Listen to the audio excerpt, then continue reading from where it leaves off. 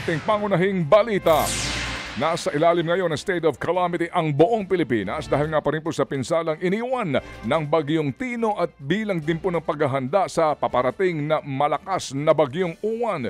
Ito nga po ay ayon sa rekomendasyon ng National Disaster Risk Reduction and Management Council na inaprubahan po naman ni Pangulong Marcos Jr. Dahil dyan, mas mabilis daw po ang paglalabas ng pondo ng iba't ibang mga ahensya para nga sa rehabilitasyon. Nagpatupad rin po ng price freeze hanggang sa Enero 4 ng 2026 ang Trade Department sa Cebu City at Dinagat Island. Ayon po naman sa National Electrification Administration o NEA, 6 na rehiyon pa ang nakakaranas ng partial power interruption.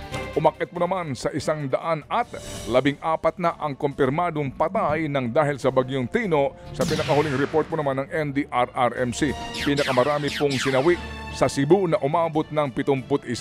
18 naman ang namatay sa Negros Occidental, 12 po sa Negros Oriental at 6 sa Agusan del Sur. Mas lalo pang lumakas ang bagyong Phoong Vuong na isa ng severe tropical storm at nananatili pa rin sa labas ng bansa. Huling namataan ng bagyo sa layong 1,525 kilometers sa silangan ng northeastern Mindanao. Inaasahang papasok na sa bansa ang bagyo mamayang gabi o bukas ng umaga at tatawaging bagyong Uwan. Ayon sa Pag-asa, malaki ang tsansa na maglandfall sa northern o central Luzon ang bagyo. Ang mas nakababahala, posible pa itong maging isang super typhoon bago tumama sa bansa. Inaasahang abot naman hanggang sa signal number 5 ang lakas ng bagyo. Mamaya po'y abangan ang ating pong update sa bagyong yan. Pasado alas 8 ngayong umaga sa pinakahuling report pa rin po ng Pag-asa. Samantala po naman, kasado na ang malawakang kilos protesta sa November 30 bilang pagtuligsa pa rin sa usapin po ng malawakang korupsyon sa Pilipinas. Ayon po sa kilusang Bayan kontra Korakot, gagawin po nila ang rally sa Luneta. Target po ng mga sasaling grupo na makahakot ng 100,000 releasta o higit pa na sasalo para po mga lampag sa Luneta. Ang kanila pong sigaw, lahat ng sangkot ay dapat managot at parehong singilin ang mga Marcos at mga Duterte. Bukod sa November 30 rally, magkakaroon din po ng iba't ibang mga kilos protesta ang grupo kontra korupsyon. Kabilang dyan ang mga rally sa harapan po ng tanggapan ng Ombudsman ngayong araw at rally kasabay po ng Blue Ribbon Committee hearing sa Nobyembre 14. Sa ibang balita naman, isinumiti na ng Independent Commission for Infrastructure sa Ombudsman ang ika-4 na listahan ng mga pinakakasuhan kaugnay ng 95 million peso flood control project sa Bukawi, Bulacan.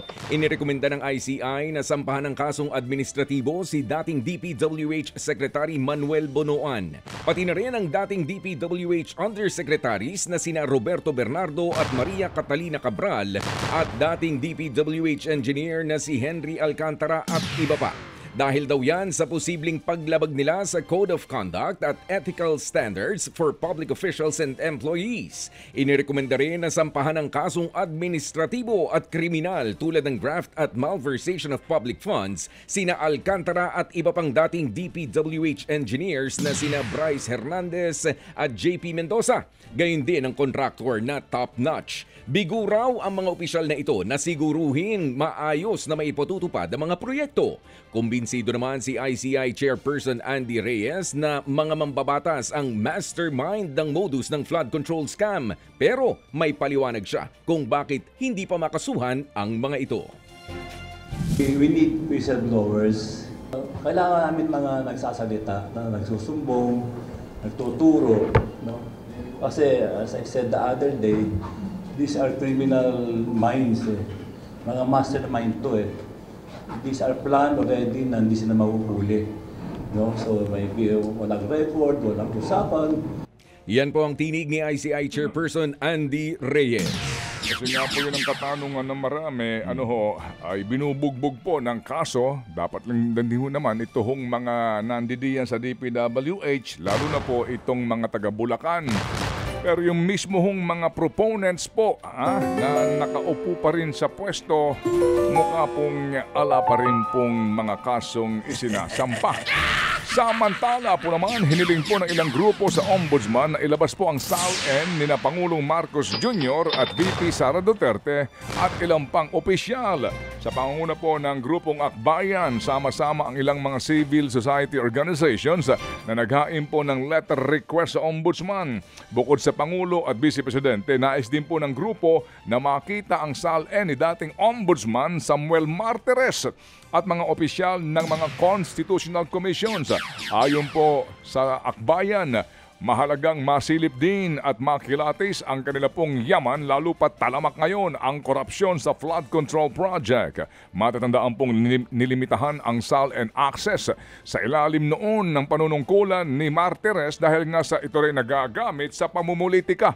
Pero ito nga po'y binaligtad ngayon ng kasalukuyang ombudsman na si Boying Remulla. Simula November 15 ay pwede na hong hingiin ang SALN ng government official sa ombudsman matapos ilathala ang memorandum tungkol dito noong pong Oktubre at 31.